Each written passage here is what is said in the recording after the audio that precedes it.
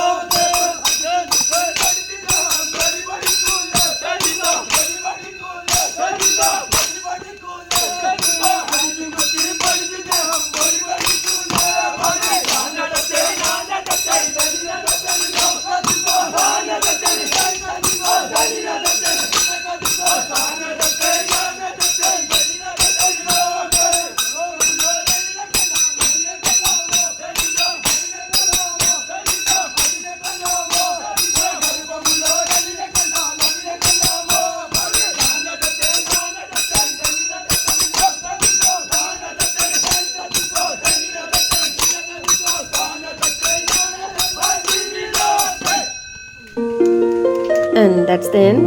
Thank you all. Tracy Thomas 1308. Please like, share and subscribe.